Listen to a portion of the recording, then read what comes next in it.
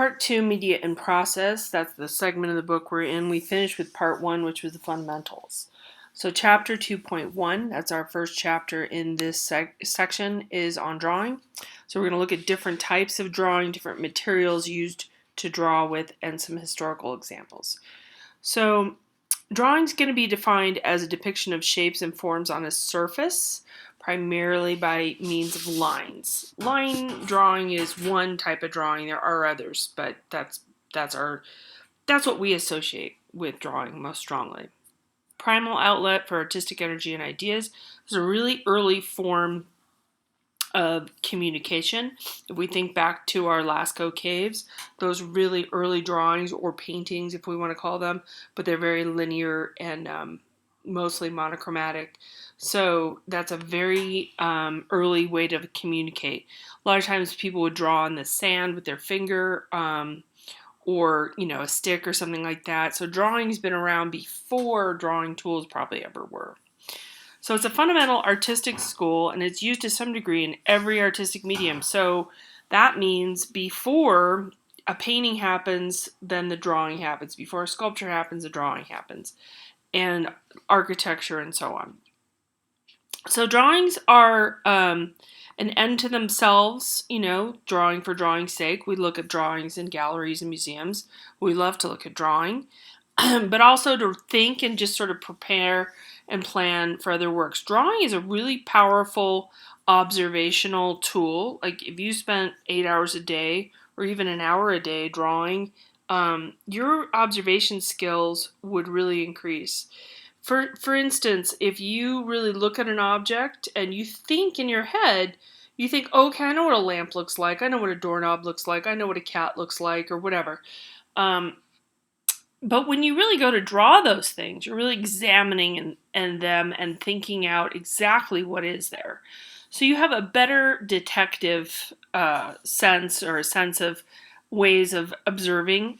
So it really increases your eye in the world in general. And I feel like after I spend a long session of drawing, when I used to take drawing classes, or even more recently when I'm drawing, I go out and I walk around in the world, and suddenly everything is like crystal clear, or it's high relief. I can see everything much more clearly because you've been using those muscles in your eye and those parts of your brain that are really keen on observation. Okay, so Da Vinci, he's somebody who drew out a lot of ideas that did not exist, and he diagrammed plans. Now, blueprints for architecture were known at this time, but this is the kind of thing that architects or builders, or you want to reinvent the blow dryer even. But this is Da Vinci's time, so we're not, nothing's electric at this point. But at any rate, he was thinking about a flying machine and how would a wing look. He looked at actual birds, and then he drew similar wings. This is somewhat bat-like, but you get the idea. So he's examining the world through drawing. He investigated the mechanics of a bird's wing and considered how it might be recreated. And he's illustrating a new concept. So some of the studies he did that were anatomical, he went to a coroner's area, like somewhere or a place that's prepping bodies for funerals, and he cut up, dead bodies, basically studying anatomy. He was one of the first to publish these works and look at the body in this way. The Catholic Church was very much against any kind of desecration of a body. Some religions do not allow for autopsy. They feel that it pulls the body apart, so it can't be buried properly. That's too much detail. I don't want to go in there. But anyway, this is perhaps a woman who passed before childbirth, and the fetus was still intact. I know it's a bit grim, but we get to look inside of here because he carefully dissected this body and drew it very carefully. The Catholic Church probably got away. He got away with this because he was very careful and thoughtful in it. He wasn't just hacking up this body. He's being very careful, okay? And he was really trying to share this information with doctors and so on, and that's kind of the way it sort of got under the radar. Okay, our next piece that we're going to look at is Raphael, a cartoon for School of Athens. A cartoon in its original meaning, what it was originally intended for, is for murals. So you would draw out a life size, and this is in charcoal and chalk. We have a different material happening here. And I'll get into the materials a little bit more. 9 feet high by 26 feet wide. And this was a mural that he actually did paint. It's a really fantastic fresco that we see. And this guy gets added later. I don't know if we got into that too much with 1 point, 2 point perspective. This guy's in 2 point and this is in 1 point. But you can see how this whole segment was done first. But what he would do is draw everything out, and then he'd put little holes in there, and then he would pinpricks, into the edges of where the drawing would be, tack it up on the wall very carefully, and then pound some dust into, it's like a little bag with chalk, dark chalk. They still do this today in different ways. And then hit the drawing with that chalk, and then through the holes, the chalk outline would be there so he'd know where to draw the figures and paint them. Okay, so that's what a cartoon is. So it helps with the design. It's transferred. Now I know when you say, "Oh, how is a drawing transferred onto the wall?" Okay, there's no technology here beside what I just told you with the holes, little tiny holes, and you hit colored dust or black dust, and it goes through that little opening, and it hits the wall. So you get these little tiny dots. Another preparatory study for a mural. This is also kind of a cartoon, but this is more of a full-fledged drawing. John Biggers, Night of the Poor. So he's getting ready to put this up on a wall. And this is a pencil drawing, and it highlights the denial of education of the poor, and it stands out as a work in its own right. So it is kind of a proper drawing. You normally wouldn't go this far for preparation for a mural. Okay, so dry media. So we're going to separate to dry and wet media. So just remember that there are 2 types of media, and then there's a bunch of different dry media under this heading. So before creating an artist, an artist will choose between dry or wet. Sometimes they'll mix it, and you'll see what I mean. So different versatile properties. So silver point is our first one we're going to look at. This is very old, Renaissance era. And this was a really difficult way to draw. It was kind of like a mechanical pencil, basically. It would be a drawing that would be on wood. Sometimes it's on paper too, but it was prepped with bone ash.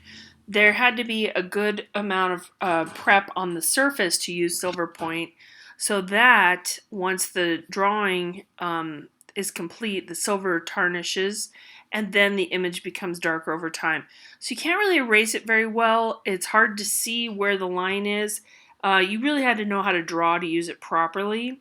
So you have Raphael, of course, one of the masters, using silver point here. So these lines initially were quite light, if that makes sense. There's a little bit of chalk there highlighting certain areas, but this was a prepared paper with silver point. So it's very light, usually thin lines, and it's, how do you want to say, the hatching we'll get into in a different window. Okay, so when we're thinking about hatching and cross-hatching, actually I will back up and have us look at this really quick. We did talk about this, but hatching here, you can see some of the tonal areas, some of the dark areas. Those hatch lines would be there. Perhaps there's cross-hatching here. It's a little bit subtle in this image, but that would make some of the darker areas in the drawing. So we're looking at a diagram here of hatching and cross-hatching. So say we really want to show out these contours, and of course there's shading. There'd be like a light source. You can see it better in this one. So if you have a light source here, perhaps coming on this side, and then our shadow area.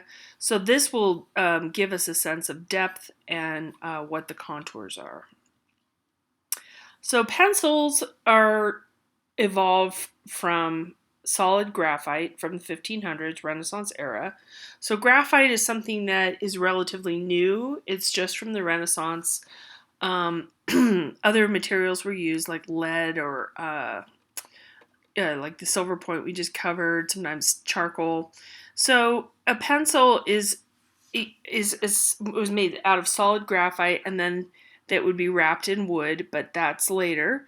And then there's different degrees of hardness. You know how like you use a 2B pencil? So let's find 2B here. That's a fairly it's right in the middle, fairly hard, but still erasable.